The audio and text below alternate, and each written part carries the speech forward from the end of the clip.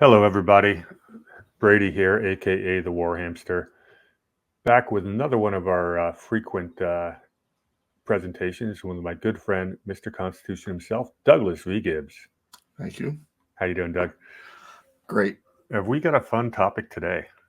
Uh, Everybody, the whole world is abuzz with the Trump conviction in the Manhattan trial, and there's a lot of constitutional issues with this entire process, including the appeals.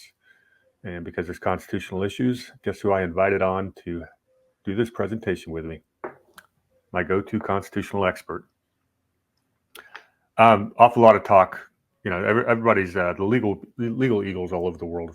Beating up this case.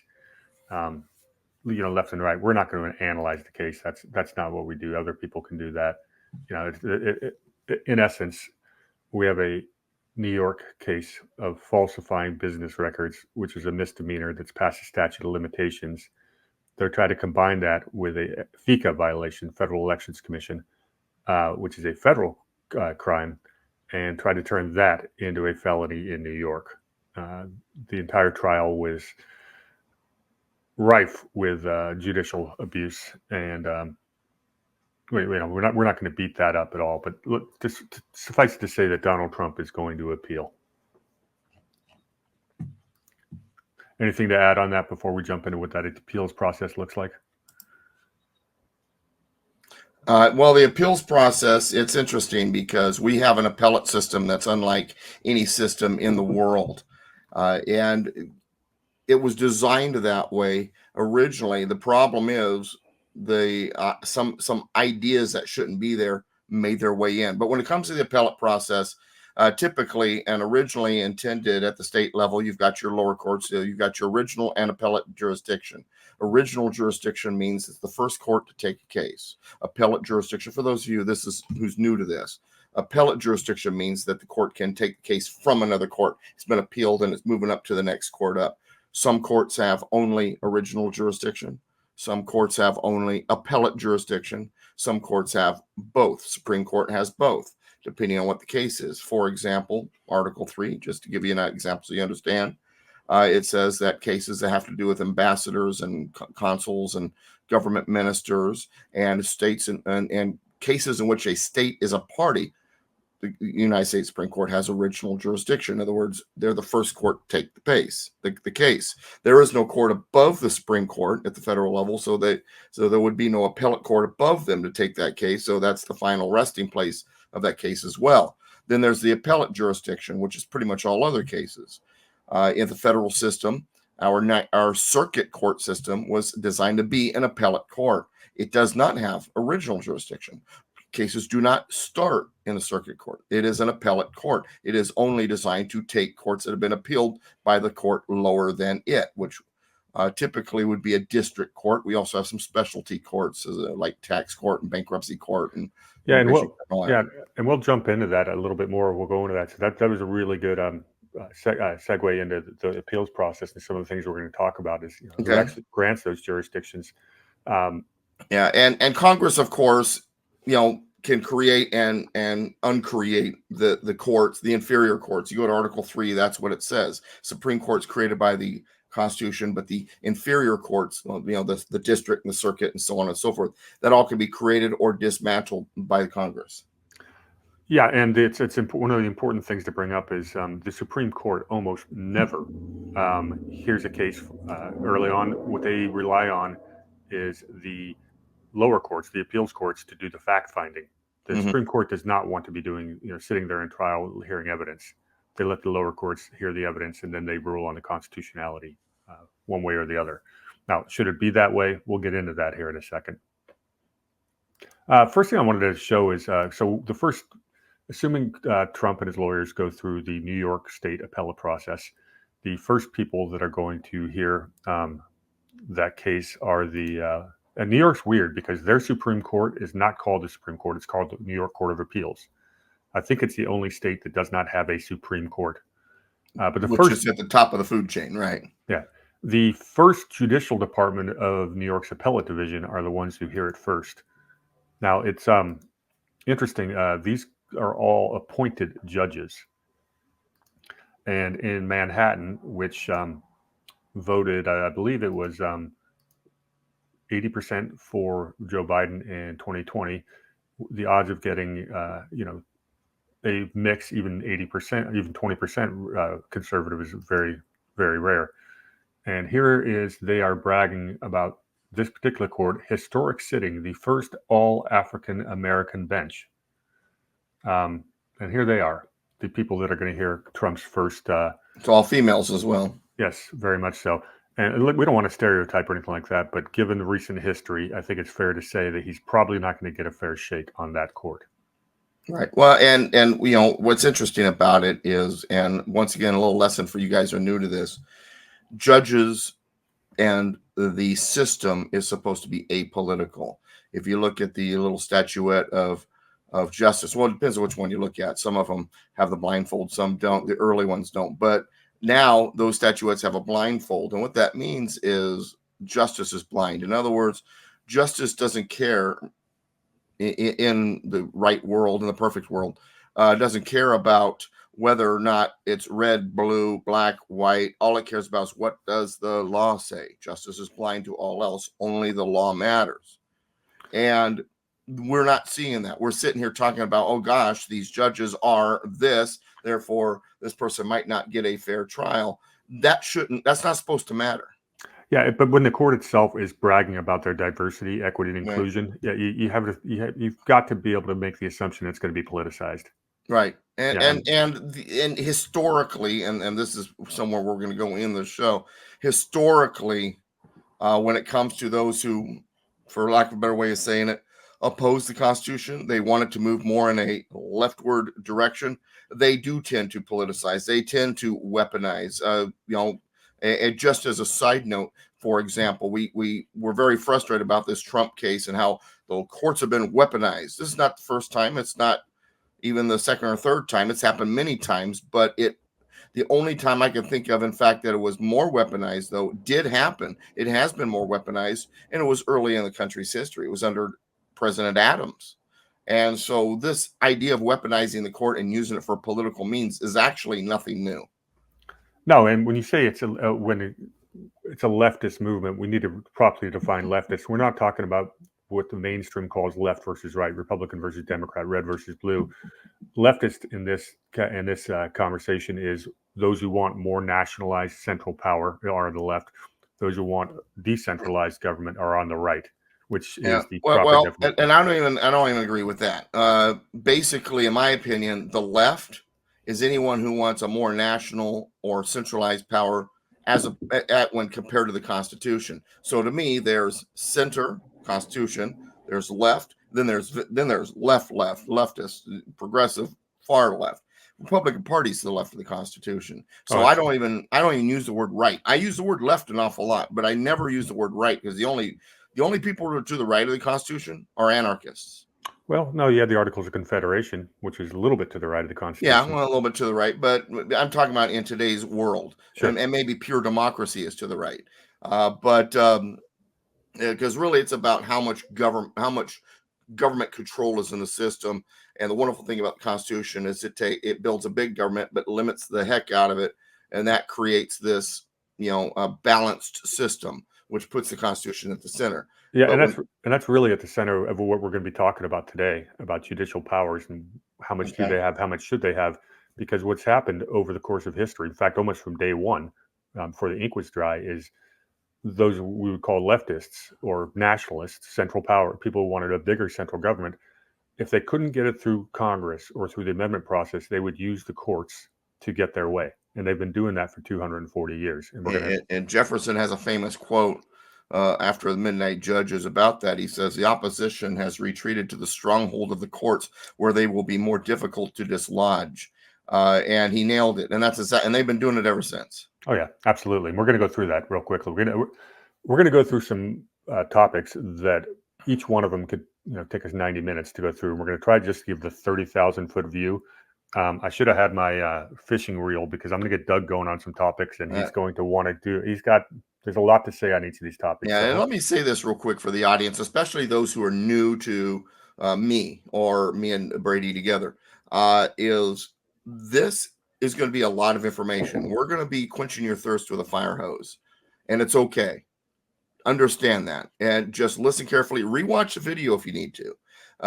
Look stuff up. Don't take my word for it. When if I talk about, say, and this is someone I'm definitely going to mention later on, James Jackson, who was a Georgia politician, look him up. Verify.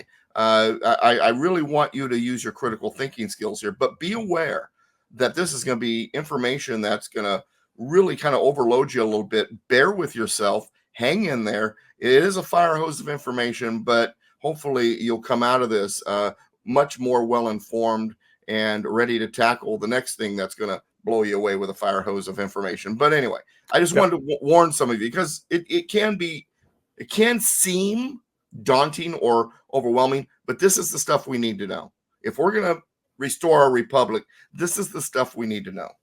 And I will be putting a bunch of links in the video so they help you out with that. Before we jump into the nitty gritty, here are the questions we really want to ask. So we're under the assumption that the New York appellate process, no matter how long it takes, is not going to go in Trump's favor. Theoretically, he can stay out of jail while the appeals process goes through. Given Judge Juan Merchan's recent track record, I think that's dubious, but let's not dwell on that. Some of the questions: if he fails appeals, or even before that, can the federal courts step in? Do they have the jurisdiction? Do we want federal courts to have enough power to supersede a purely in-state issue, or is it a purely in-state issue? And what is the actual solution to a runaway state court system, as New York appears to be? So we want to eventually work our way around to those questions. But first, we're going to take a little walk through history of how we got here. Fair enough? Okay. That sounds like fun. I love history. Go ahead. No kidding. Well, first thing we're going to do is let's talk about the very origins of our legal system and jump right into Article 3. And I'm going to pull it up on screen to make it easy. I got my handy dandy pocket constitution. Okay. We are in the judicial branch, Article 3. Now, Doug, this is a really short section. Basically three sections of about, 5 paragraphs total? Yeah. 6. And you look at Article 1 and Article 2, and they're very long, or much longer. Mm-hmm. Now, why is that? It's funny because I talk to people on the left about this kind of stuff, and they say, well, the Article 3 created the judicial system, and Congress understood that establishing the system the way it needed to be was of the utmost importance, and that's why they spent so much time on it. Well, if that's the case, then why is Article 3 the shortest? Is it because of the lack of authorities, or is it just because it was so easy to put together? And so when you look at it, and I don't want to just look at the size, but its placement in the Constitution, because these guys wrote in a classical English style, which put things in order of importance. And so the shortness of that article and the placement, Article 3, as opposed to 1, which is the legislative branch, and 2, which is the executive branch, tells you that this was not to be the most powerful, most important, overwhelming part of the government. It was a minor part of government. And to be honest, if you read Madison's notes, during the convention, there were actually those who argued not to create a judicial branch. Yeah, but they did. But they did. And it's important. I don't want to downplay the importance of the judiciary.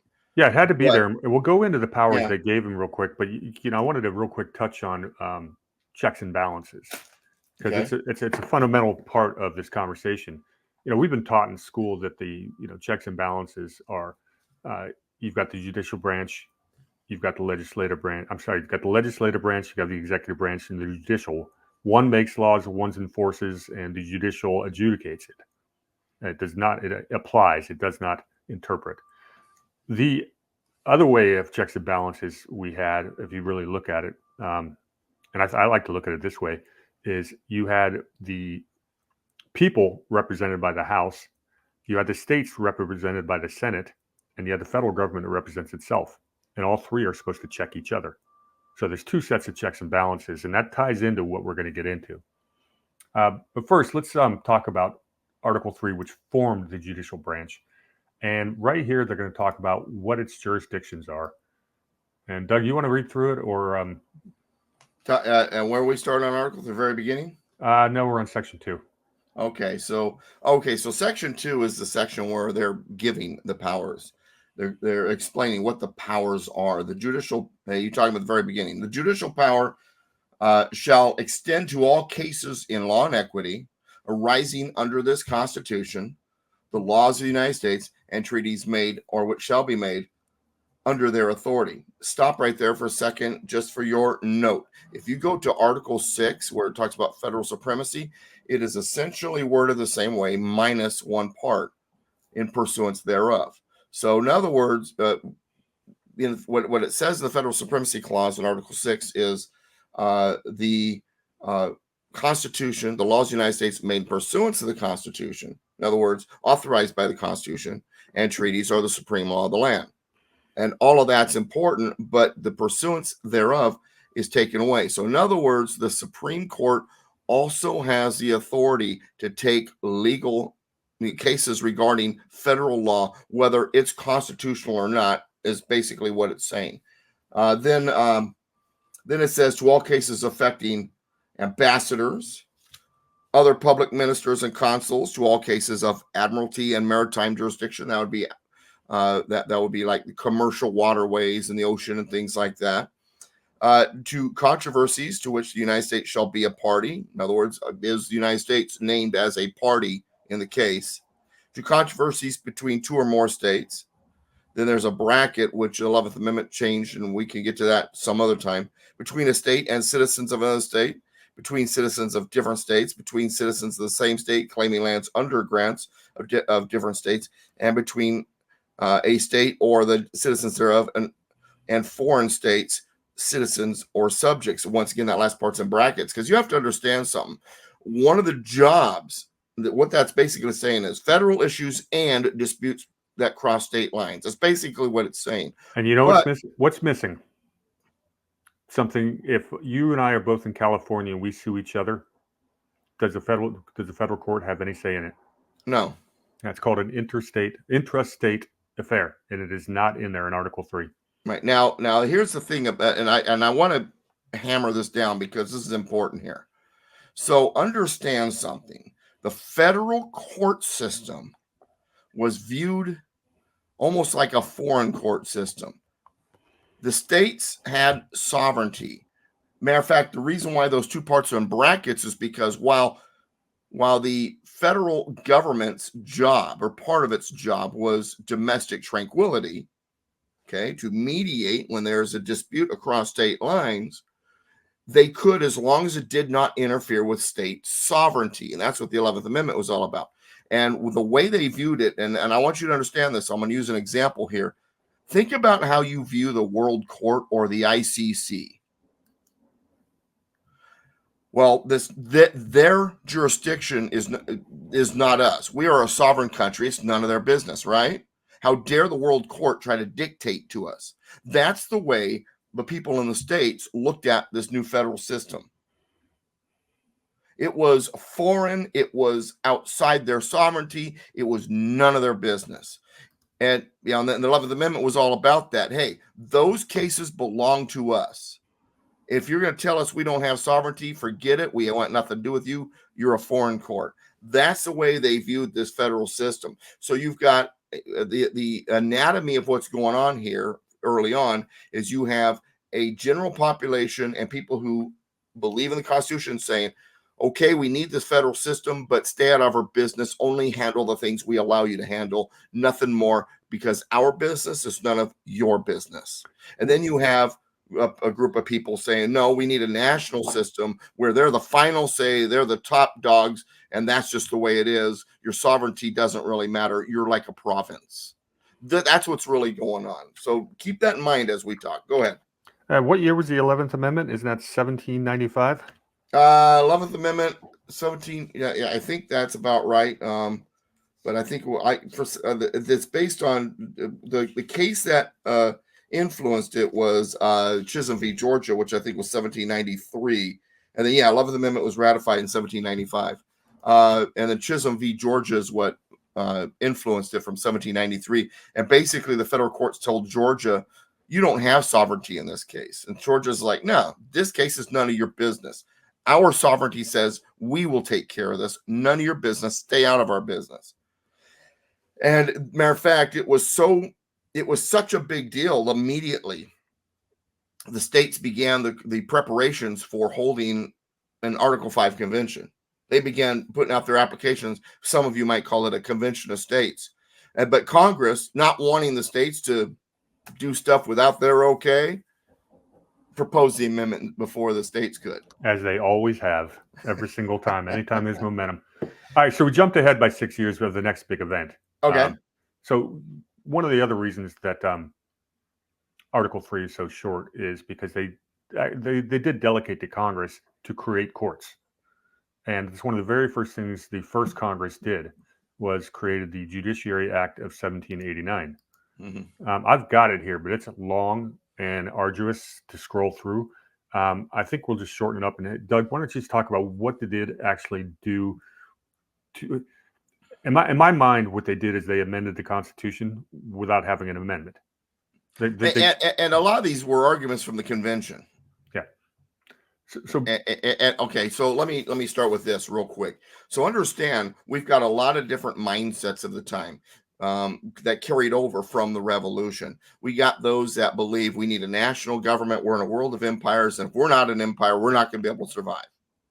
Then you got those that are like, we need to be as unlike those empires as possible. We need to be the system that the Constitution created. Then you have those, and while most of them had fled, there was those that still have this kind of in their mind, I kind of miss the umbrella of the British Empire. We really need to be under that. And then you have the anti-federalists that said, burn it all. Let's go back to the Articles of Confederation. And so you've got these different mindsets going on. And so the founders of our new country were not just a bunch of guys dancing through the daisies, holding hands and agreeing on everything. And so when we talk about the founding fathers, and we pick and choose, and there are people that don't agree with me, and Alexander Hamilton's their favorite founding father. My favorites are, Benjamin Franklin, Thomas Jefferson, and James Madison. And there's a few other names I can throw out there without, getting too long of a list here. But those are kind of there at the top. And so they believe that the establishment of the national judiciary was important. But like we said, Article 3 of the Constitution was markedly smaller than Articles 1 and 2, which created the legislative and executive branches.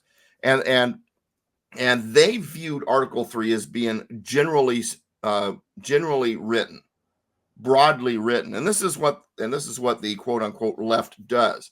And so they have what's called a broad interpretation, which they believe gives them the ability to imply or interpret what was meant. And that's what went on right out the gate. Now, one of my favorite Congress critters was a guy named James Jackson. And unfortunately, he had left Congress had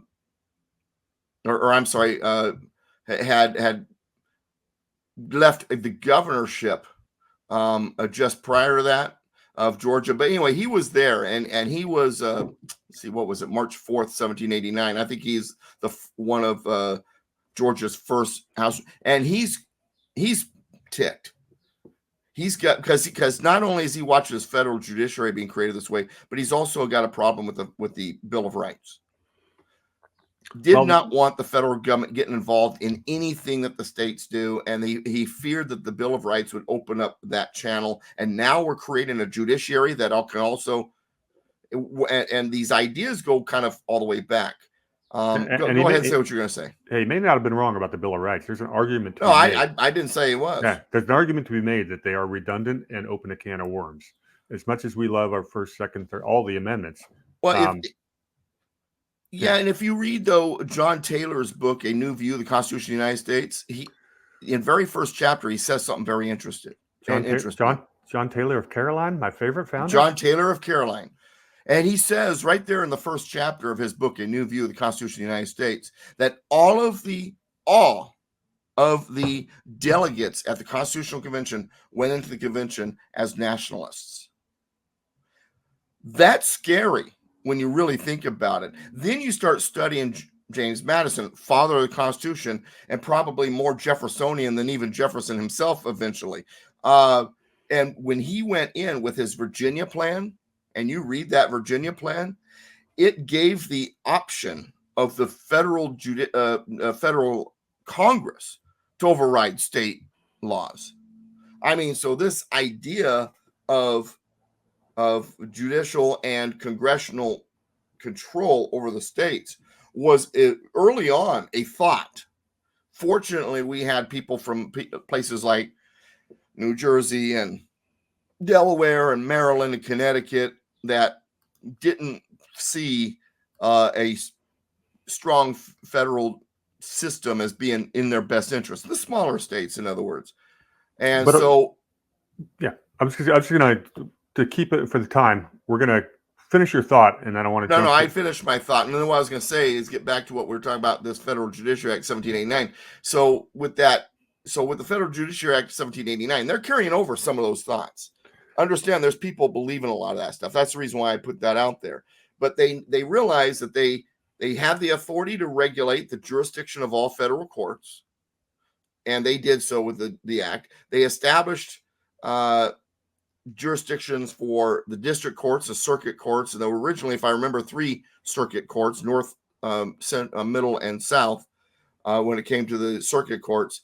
And then of course, they gave Supreme Court the original jurisdiction provided for in the Constitution, Article 3, and they granted the court appellate jurisdiction in all cases from the federal courts.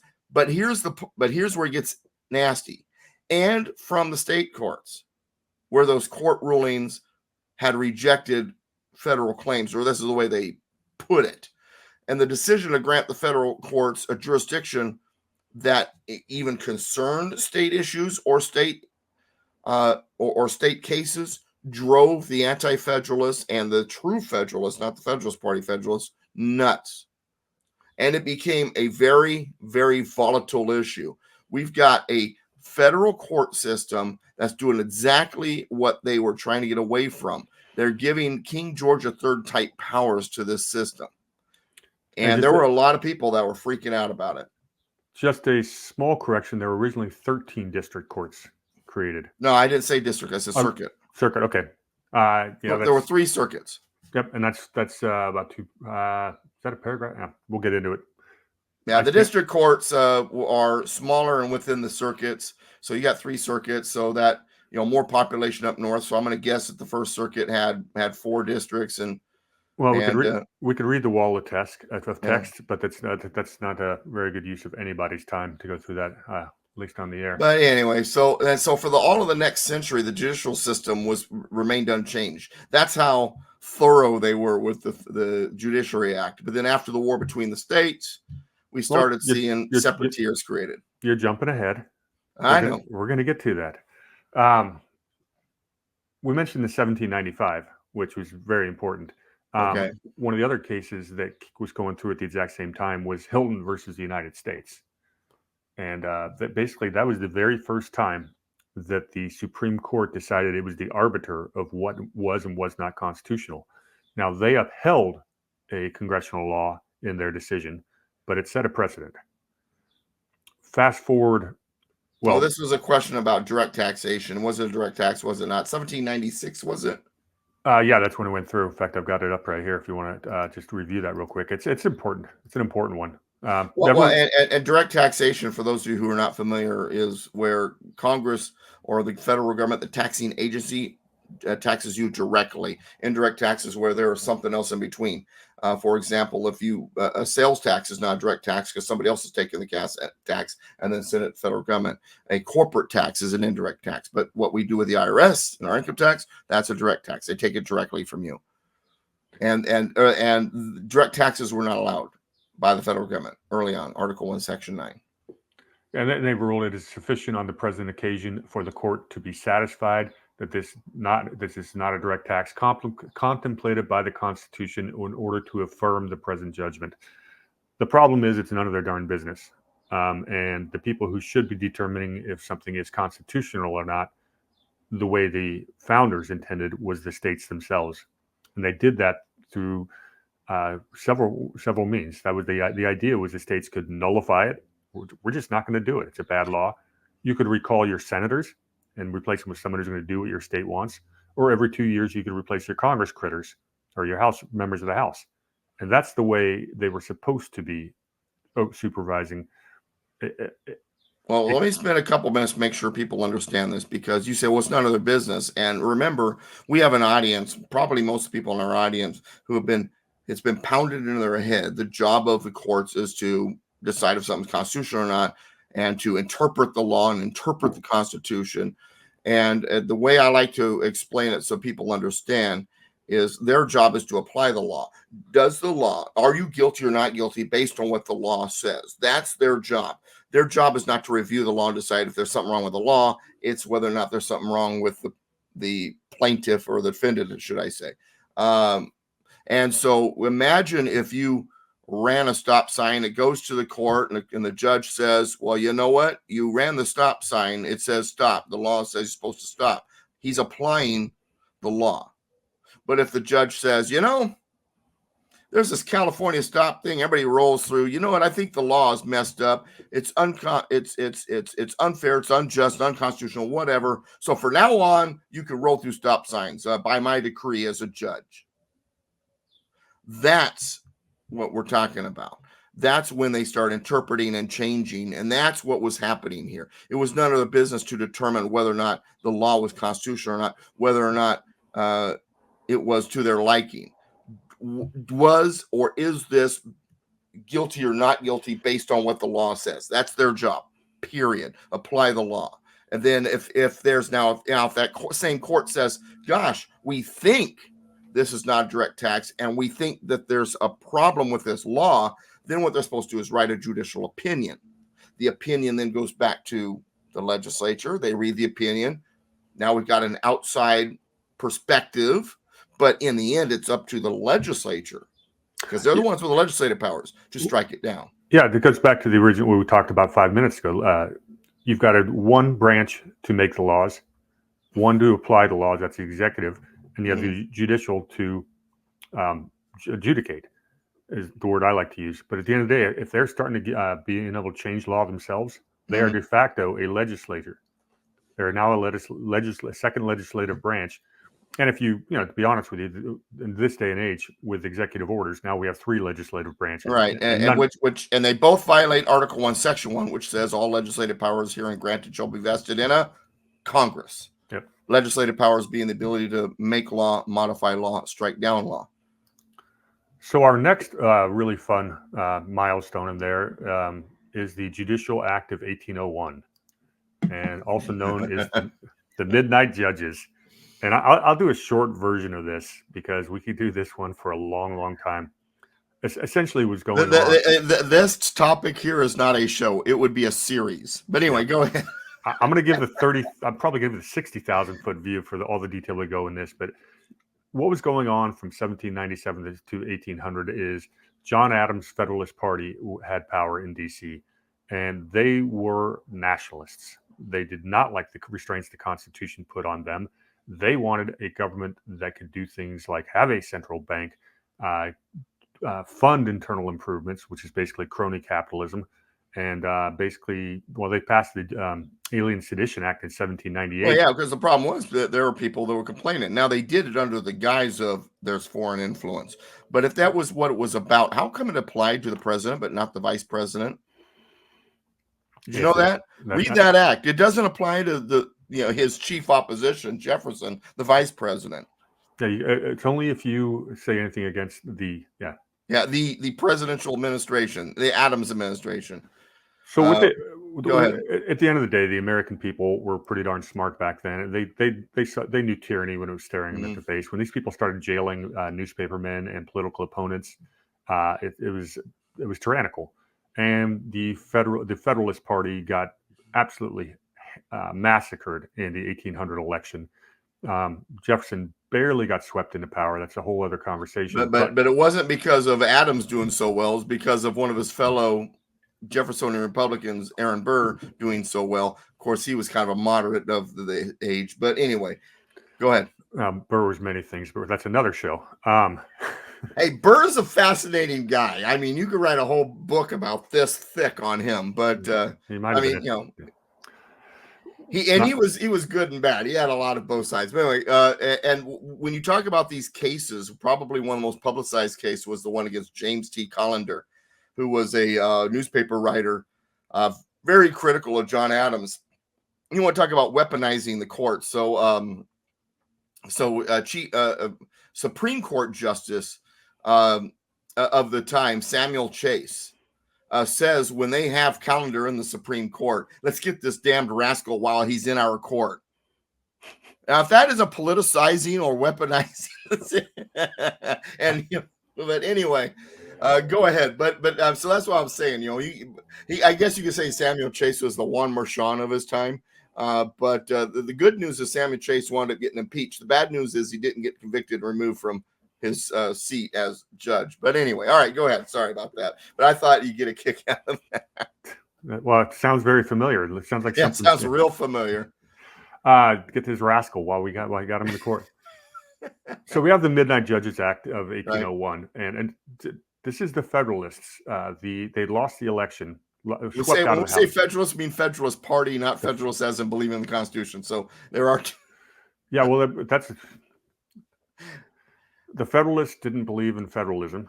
The only Federalist about them is the fact that the word Federalist was in their name. Exactly. Sort of like the Federal Reserve. Yeah, the anti-Federalist believed in federalism a lot more than the Federalist ever did. Exactly. Well, what's interesting about this, the election is in November of 1800, but the lame duck session was back then 4 or 5 months. Yeah, from early November to March 4th. And in what was it, January, February of 1801, during a lame duck session, they passed they passed the Midnight Judges Act, and basically was appointing 16 new district judges. And they doubled the size of the circuit from 3 to 6, and they divided Washington D.C. into 2 counties, and now these counties need federal judges. Yeah, and so these are all these Federalist or nationalist judges, and they're going to put them in power. These appointed judges are there for life. Boy, talk about packing the court, man. We're not talking about packing just the Supreme Court. They packed the entire system. Well, they tried to. They got a lot of it. And one of the things that happened was, the problem is, back in 1801, to give someone an appointment, you had to write up an appointment paper, put it in a horse and buggy, or send a rider out there, deliver it all the way across the colonies to get it delivered. And some of these people didn't make it back on time. And Jefferson gets in there and says, okay, we're just not going to seat you. Well, it's not just they didn't get back in time, but also the Secretary of State, even when they were in town, and they didn't even get them all signed till the last second. That's why it's called Midnight Judges. Adams was actually up past midnight signing these commissions that hadn't even been delivered yet. And who was that? So Jefferson and Madison, who is the Secretary of State, gets this big stack of commissions that didn't get delivered. Madison says, so President Jefferson, what do I do with them? Jefferson says, don't deliver them. They're illegal. And that's what happened. And one of the judges who was appointed by the Federalist Party and did not get seated was a guy by the name of Marbury. Marbury turns around and sues, I want to get my judgeship. And that's why the case is called Marbury versus Madison. Yeah. William Marbury, yeah. Without going into full detail, this was the very first time that first of all, the Midnight Judges Act was immediately repealed when Jefferson got into office. Immediately repealed. As was the Alien and Sedition Act. Yes, well, thank goodness for that. Although it's been put back in place a couple of times, including right about now. Yeah, and Woodrow Wilson. Matter of fact, California right now has a. What do you think Lincoln did?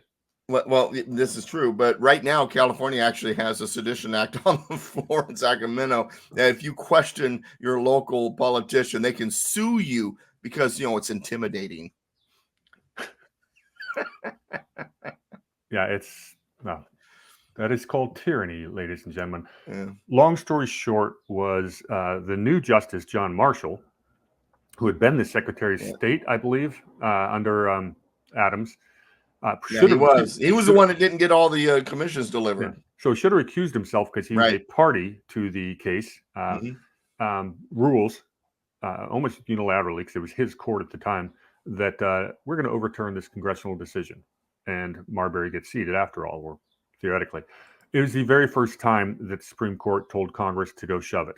And it basically established once and for all judicial review, which means that the Supreme Court now has the ability to decide what is and what isn't constitutional, therefore legislating from the bench. It was also language that John Marshall had included where he basically said, we give an oath to the Constitution, so it's our duty to determine if something is constitutional or not. Now, he preceded that with if a law is not authorized by the Constitution, it's not a law, which is correct. It was what followed where it's up to the courts then to strike it down. No, the courts can give their opinion. It's up to the legislature to strike it down. But then everybody says, well, what if you have a runaway legislature? Well, what if you have a runaway judiciary? Who checks them? And there is a check for them in the Constitution, but from John Marshall's point of view, there is no check against courts. We are the final arbiters. Yeah, somebody who can, yeah, exactly. Well, and that's really the question. You know, I actually have this here in my notes. You know, who can check Congress? Well, that's the state's job, not the courts. Right. What you have, if you've got the federal judiciary appointed by states and the people, depending on which house you're talking about. But go ahead. When you get federal judiciary supremacy, you think, okay, there's going to be the final arbiter, and they're going to decide fairly for the people versus the government, which is really what it comes down to in most cases that they're going to hear. And that's just not the case with their entire history since Marbury versus Madison, with very few exceptions, is a federal government ruling for, federal court ruling for the federal government, which of course makes perfect sense the way it's been politicized. And I gave Doug a fun little factoid earlier. Here's an example of that. From 1927 to 1985, not a single ruling of the Supreme Court overturned a congressional law. That's almost 60 years, and that's the longest stretch, but it hasn't changed a whole heck of a lot. So we really don't have an impartial, blind justice, weighing the scales. Now I have to look into that because I thought that during the 30s and the 40s there were a number of the new new act or whatever it was by Roosevelt, that a number of those were struck down. So I'll have to look into that. New Deal, yeah. New Deal, yeah. Yeah, but then again, they may not have actually gotten into law, and I'll have to look into it. But I believe that might not be 100% accurate. But go ahead. I'll send you my source on that to give you a head start. Okay. And if it's wrong, we'll correct that source. That'll be fun. Our next fun act is let's jump forward to Martin versus Hunter's lessee. Oh, let's see. So this is I'm going to pull this one up because this is fun. This is worth spending a couple minutes on. We don't talk about this too often.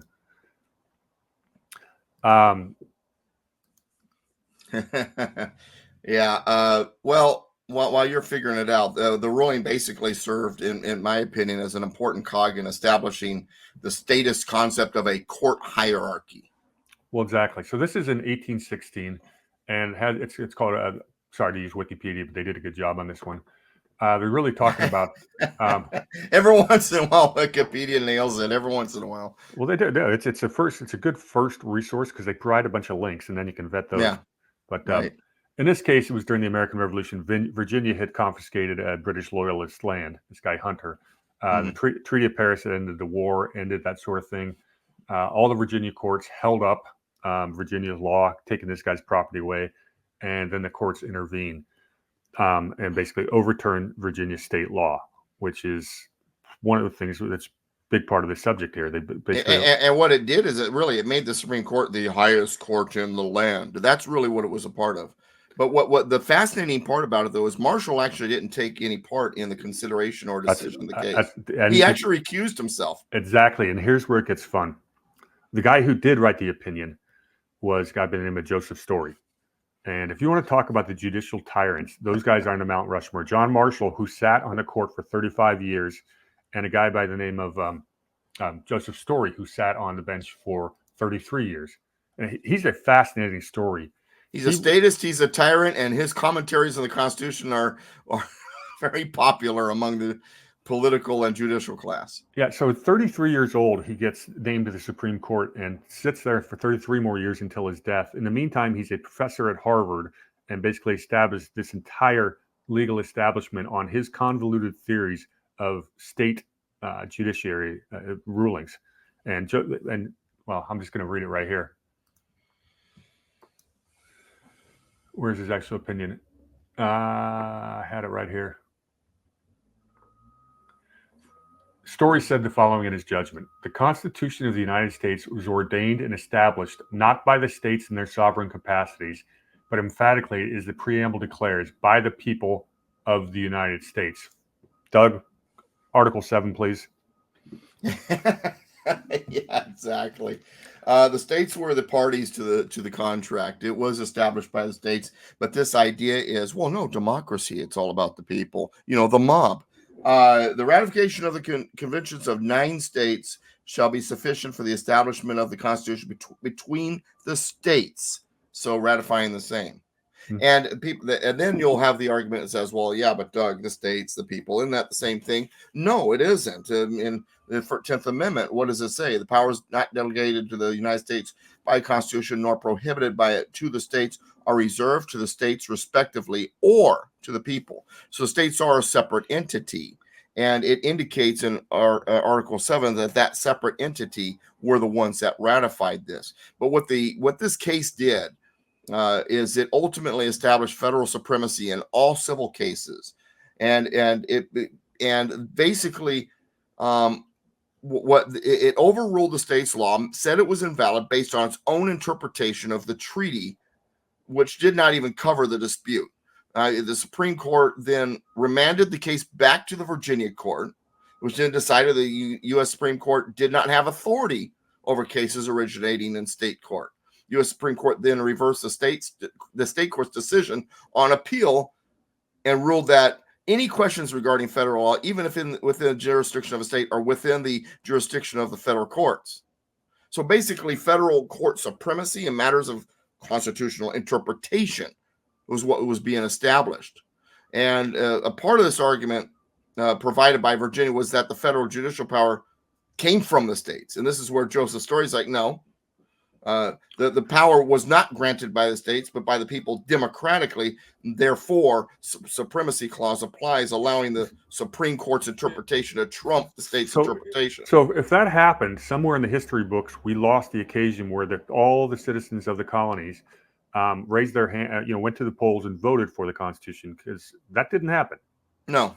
It was the states that had to ratify it. And it now, hang on a second. Now, it was a little bit of a hybrid, because while the states ratified it, they could choose how they wanted to ratify it. They did it by convention, and the delegates were not office holders. However, office holders were there to debate it. So it was kind of an interesting hybrid where both the state apparatus and delegates representing the people were in those conventions. But as a whole, generally, the Constitution as a social compact, as Madison called it, is a contract, and the parties to that contract are the states. This case we need to talk about more, and deserves its own show, again, like everything else here. But this opinion right here, these 3 paragraphs from Joseph's story, sums up what this man was all about better than anything. And I will put the link into the chat. Well, Story's argument, all it did was it advanced the concept of federal supremacy, but also the fallacy of the United States as a democracy. That's ultimately what he did. And and we're still fighting this stuff. I mean, how many times do you hear your favorite pundit say, "Oh, we got to preserve the democracy"? And Joseph Story was a part of advancing that idea. Next, yeah, he was. He's, like I said, he's the villainous Mount Rushmore. He's on there. All right, go ahead. Next one we have is McCulloch versus Maryland, and you can do that in your sleep. So jump in. And what's the significance of McCulloch versus Maryland, and what year was it? Well, McCulloch, that's 1819, and I mentioned this to Brady earlier. Really, what this was all about was this idea of implied powers that Alexander Hamilton had come up with when he was debating for the Bank of the United States. This idea that the necessary and proper clause didn't mean necessary and proper. It meant anything associated, therefore it implied. And Jefferson went nuts. It's like, well, if that's the case, we don't have a limited Congress. We have a Congress in pass any law at once. All it has to do is imply that it's for the good of the people, the common good, the general welfare, and boom, they can do it. And that's exactly what has happened.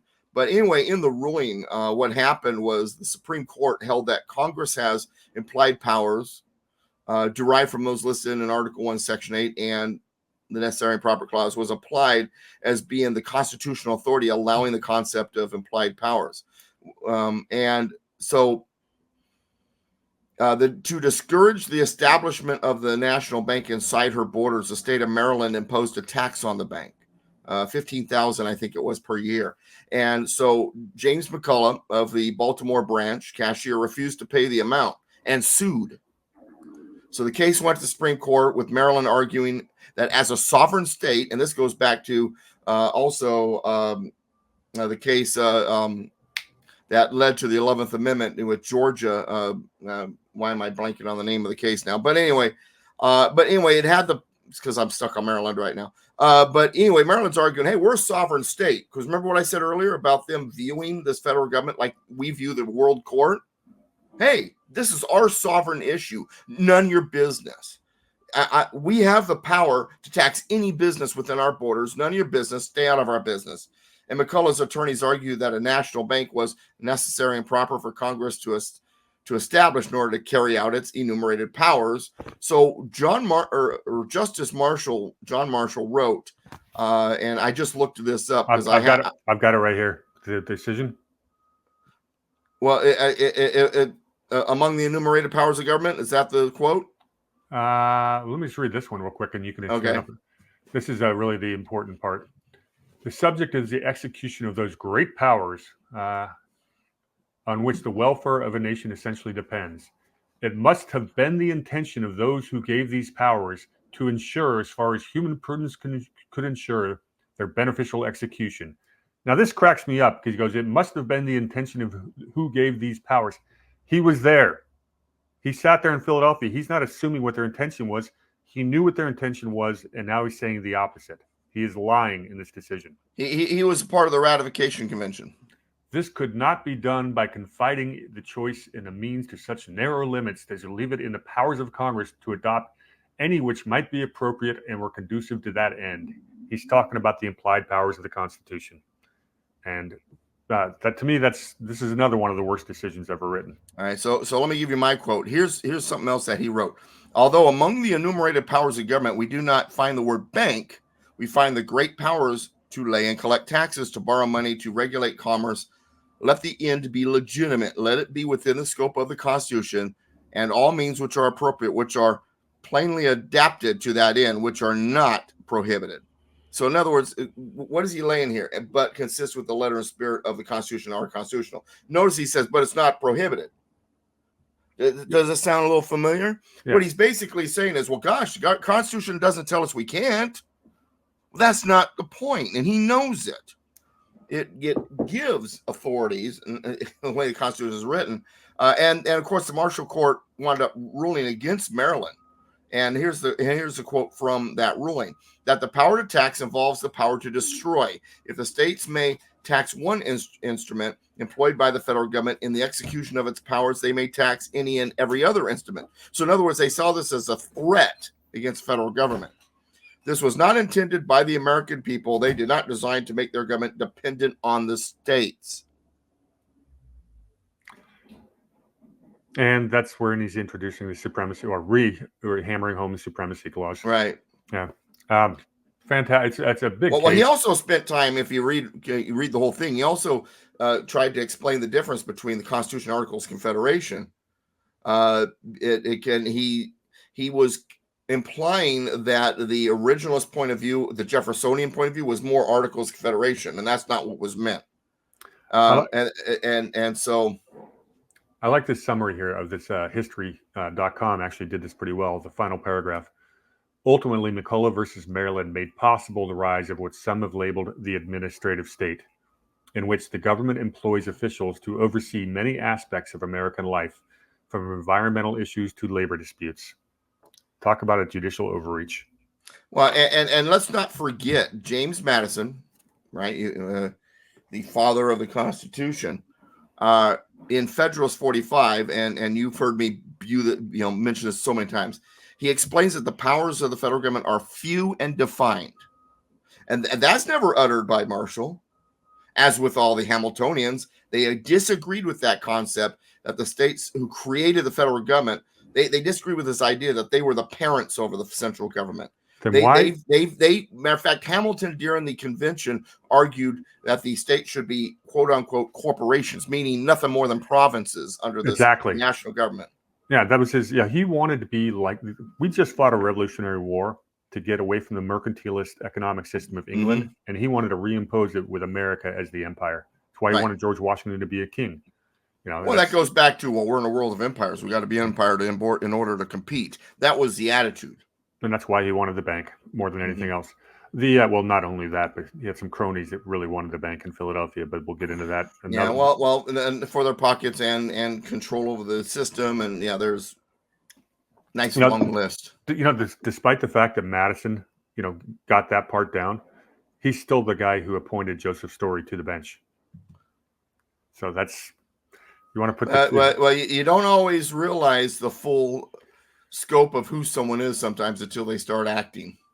Yeah, I mean, this guy's 33 years old. He served 2 whole years in the Massachusetts state legislature. We should have known where he stood. Now, immediately when he got to the bench, he went under John Marshall's wing. But last little act we want to get to is Judicial Act of 1875. And do I have that up here? Thought I did. Just to sum up, the Judicial Act of 1875. What's going on at the time is, Lincoln's Republican Party. We're basically a single party country at this point. The Republican parties, they've won the war. Largest army ever created up to that point. They basically enforced the Union's will, the Nationalist will, at the point of a bayonet. The Democrat Party are basically a serf state for the next 20, 30 years. The post-Civil War period, the Republican Party has complete authority to do whatever they want, and they make a bunch of sweeping judicial acts. 1875 is the culmination of them. And it's called the Enforcement Act. Sorry, that's the wrong one. It's the expanded the authority of the federal judiciary after the American Civil War, as if we didn't need any more. We can go into more detail on that as well. I didn't have the article. And I like the way most of these sites and historians and lefties put it, that they'll tell you, well, it expanded the jurisdiction of the courts to the broadest jurisdiction allowable under Article 3.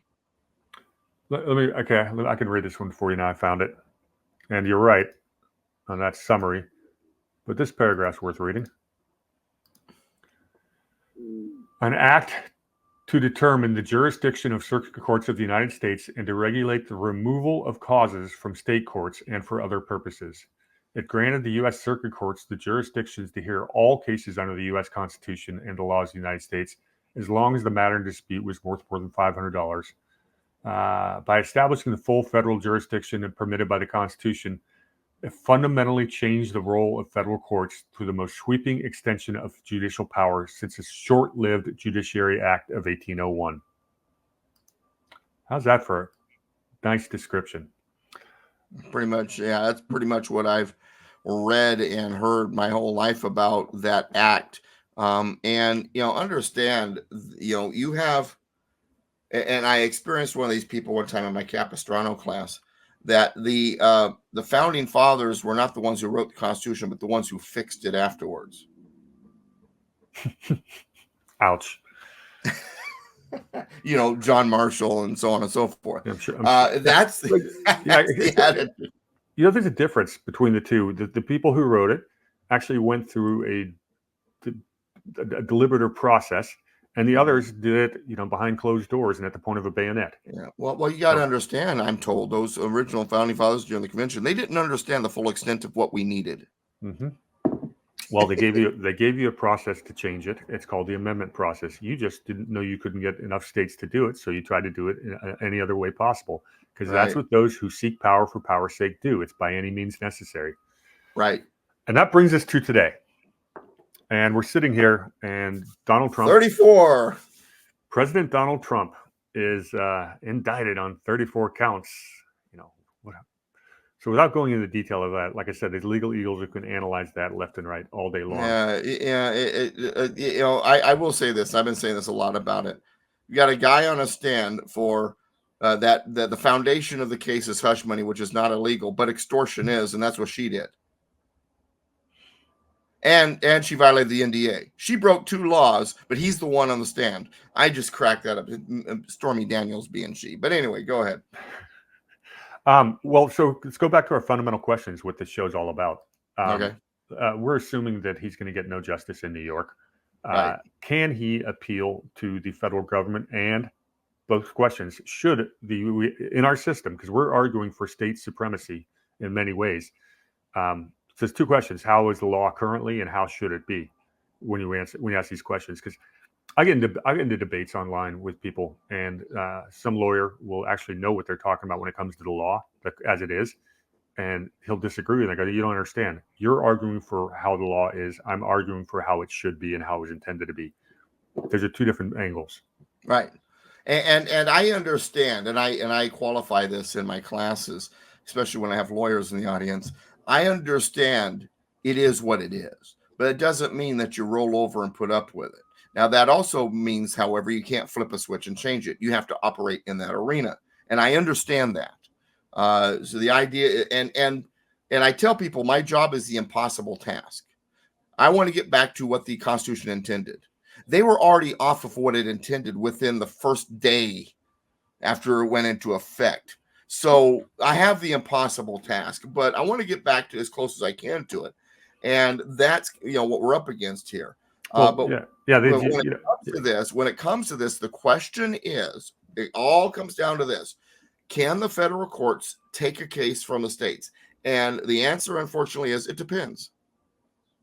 Okay, so that would have to be what does it depend on, Doug? Because I've got a few examples of why this may qualify, even under our. Well, it's going to come down to if there's any attributes to the case that lends to federal authority. Okay, so yeah, let me see if there are. Or you want to finish that? Do you want to finish that? Go ahead. No, go ahead. Okay, so I think we can make that argument. Okay. First one, they're quoting a federal FEC violation. Does that automatically make it a federal issue? Absolutely. Remember when I was reading Article 3, and remember what I said about what it said about, let's see, the judicial power shall extend to all cases of law and equity rising under the Constitution and the laws of the United States. So if a law of the United States is involved here, federal has authority. Right there at the beginning of Section 2. And you agree with that? That's the way it should be? Yes, absolutely. Okay. That's the way it is, and that's the way it should be. Okay. Next argument for even if the law is unconstitutional, because it doesn't say in pursuance thereof. If a law of the United States is a part of it, federal courts have can have jurisdiction to take it as an appellate case. Okay, well that rests the case right now. Let's go through the rest of them. I should have gone with that one last. But go ahead. Well, the next one is because the case impacts a national election. Is that a reason for the federal courts to get involved? No, because actually, when it comes to the electors and the presidential election, it's all up to the state legislature, and the federal courts, federal legislature is not supposed to get involved with presidential elections when it comes to that kind of thing. I would also say that we don't have national elections; we have state elections. There is no national elections. There are elections run by the states for federal office, but it's not a federal election. With the president, the election is just to elect your delegates to the Electoral College. Right, exactly. Yeah. And that's the reason why the presidential election, if you read in Article 2, there is nothing that gives Congress any authority. It's all up to the state legislature. However, for the Senate and the House, Article 1, Section 4, if they believe that the state laws on that are problematic or tyrannical, then Congress may pass laws or regulations to alter those rules. So the only federal, if you want to call it federal election, that the Congress can make law regarding is the Senate and the House, but not the presidential election. So the fact that it's a presidential election does not give them authority. But once again, we have existing federal laws on elections, and that's what's allowing the federal courts to take it. Go ahead with the next one. Well, no. What was the conclusion there? The fact that the federal. So the fact that there's a federal law involved allows federal courts to take it, but because it's a federal election, not necessarily, because presidential elections, if the only reason was presidential election, federal courts wouldn't have the authority. It's because of other things that allows it. Next argument. Okay. President Donald J. Trump's constitutional rights have been violated. Does that give the federal government the rights. Sorry, I just killed my camera. I was so upset. We're back. Doug got so upset with the term I just used. He pounded his camera, and you can tell his background is now disappeared. He's destroyed his entire system. Yeah. He's so upset. Doug? Yeah. Note to self, don't pound desk when you're on the air. We don't have constitutional rights. We have natural rights, first of all. Second of all, if you read the Bill of Rights, it's very specific. What is the federal government's job when it comes to your rights? Hands off. First Amendment begins what? Congress shall make no law. Second Amendment ends, shall not be infringed. Third Amendment, no soldier shall. Fourth Amendment, shall not be violated. That is not language telling the federal government, oh, if it has anything to do with your rights, they can get involved. That's language telling the federal government, if it has to do with your rights, hands off, none of your business, stay out of it. Yeah, this is actually something that really gets me hot under the collar, hence the reason why I pounded my computer into submission. But so let me rephrase the question the way it should be. Okay. Donald J. Trump's constitutionally protected natural rights, including the due process, etc., have been violated. Does that give the federal government an excuse to get involved? So, according to Article 5, it says that your life, liberty, or property shall not be. Let me read it exactly because I'm blanking on the exact language here. Not Article 5. I'm sorry, Amendment 5. Why did I say Article 5? Amendment 5. It's very specific. It says that you shall not be, no person shall be deprived of life, liberty, or property without due process. So because due process was interfered with, it could be argued, because this due process was interfered with, that the federal courts could take it. I'm not so sure from my original's point of view, but in general conversations, the fact that his due process was violated, and Article 5 talking about that could be argued that the federal courts could have jurisdiction over that. I would think that the New York State Constitution, which also has similar protections, would be the ones that are being violated, in which case you'd appeal to New York, and therefore New York would have final jurisdictions is the way it should be. The way our current courts are currently run, I think they absolutely can interfere because they interfere in everything else. But it's a good question. I think if we were going with the original intent, the New York State Constitution would be the one that guarantees his rights in a New York court. Right. And there's an interesting thing about the New York Constitution, state constitution. I was not real familiar with it until all of this started, and I really spent some time diving into it. And the language in it is actually pretty good, and it mirrors almost word for word a lot of the constitutional provisions. And for example, when it was being argued that with the other case that his Eighth Amendment rights were being violated. Well, and I told people Eighth Amendment doesn't apply here. It's a state case. So what did I do? I got in a state constitution, Eighth Amendment, state constitution version of it, almost word for word. So yes, his Eighth Amendment rights were being violated, but it was not Eighth Amendment. I think it's Article 3, I think it is, in the New York State Constitution. So my point is, when the state constitution applies, not the federal constitution, it's almost word for word the same anyway. It is fascinating. It's a very, very good, well-written constitution. That shocks me considering it's New York. Well, it's been amended a few times and gotten worse. True enough. It used to be better, but the one I just pulled up here is Article 1, Section 5 of New York. You'll get a kick out of this. Excessive bail shall not be required, nor excessive fines imposed. Nor shall cruel and unusual punishments be inflicted, nor shall witnesses be unreasonably detained. Excessive fines, that's Eighth Amendment language and then some.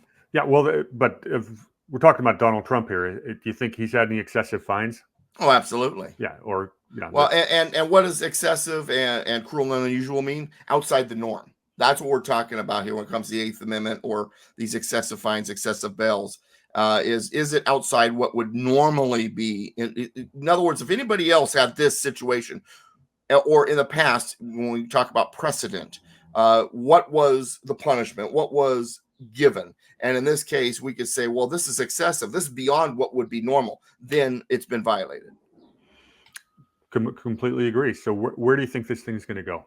What's your best scenario?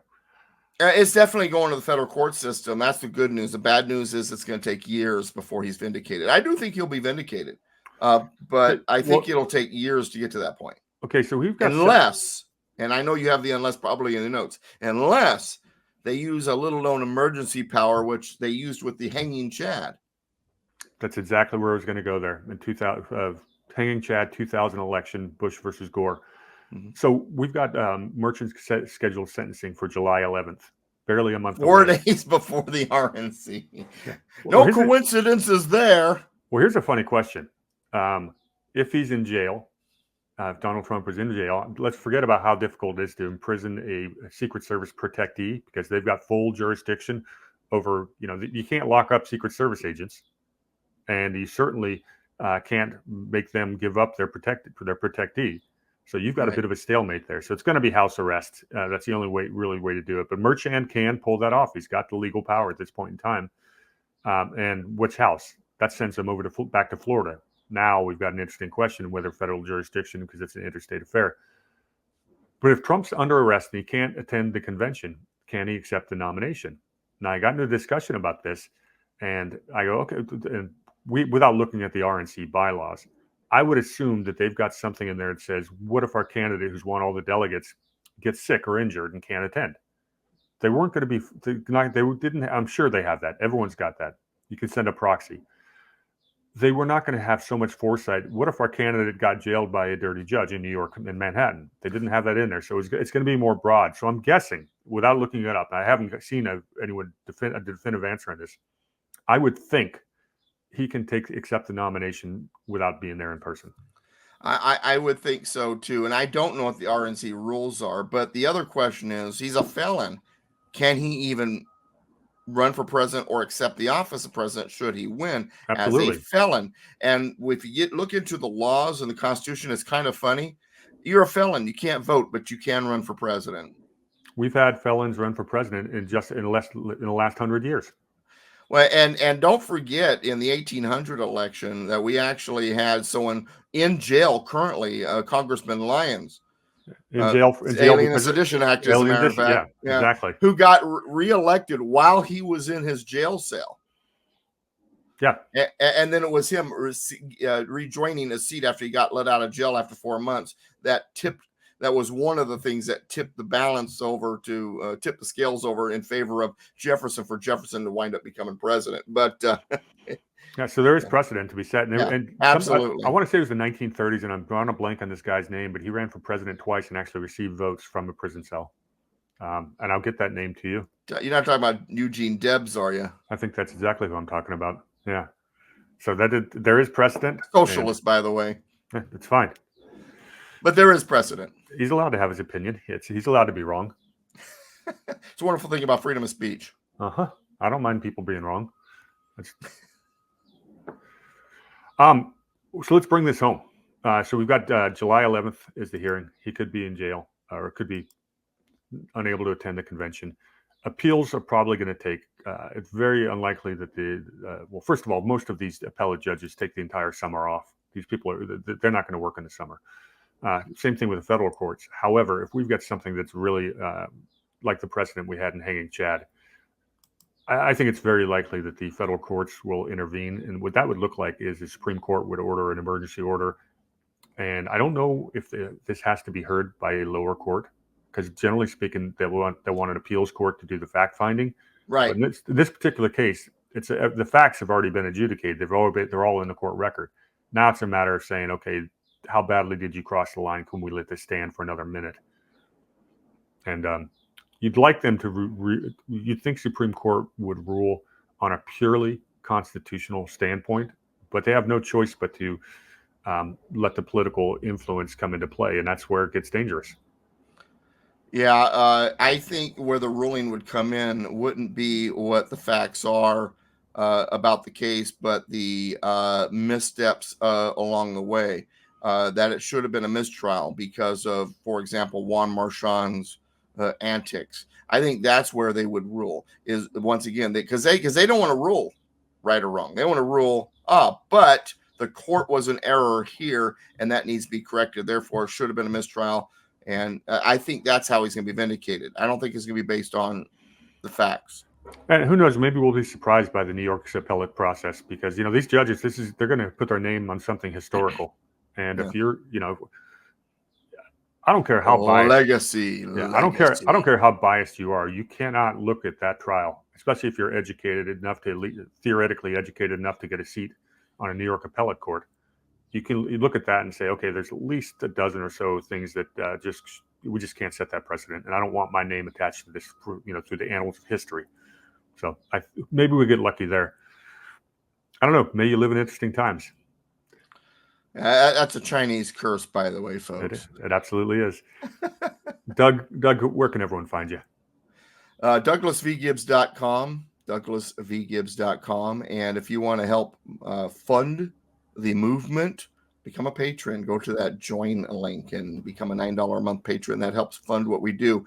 And just for a note, coming up this year in October, if you're watching this in 2024 beforehand, I will be doing a Restore the Republic tour, which will begin in Minnesota, work its way along those northern states, and then down the eastern seaboard and wrap up in Asheville, North Carolina.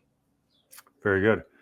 Well, if you're watching this on my channel on Rumble, War Hamster, you know where to find me there. You can also get me on Twitter at war_hamster1776. Make sure you see the 1776. There's many hamsters running around the Twitter sphere.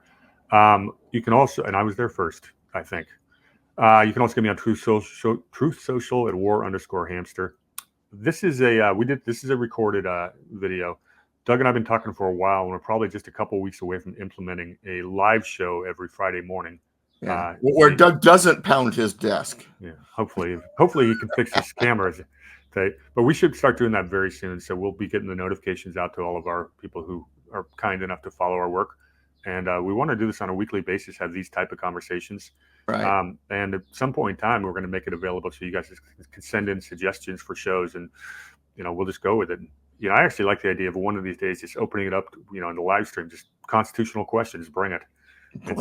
Yeah. We love that ad libs type stuff. But Doug, thank you very much. It was a great topic, and you did exactly as expected and blew the doors off. Thank you very much, my friend. I appreciate that. Thank you very much. Cheers, everyone.